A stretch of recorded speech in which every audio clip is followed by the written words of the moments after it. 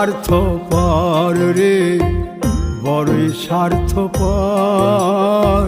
বুকের মাঝে জায়গা দিলে যতন কইরা ভাঙ্গে রে অন্তর। মানুষ বড়ই স্বার্থপর রে, বড়ই স্বার্থপর।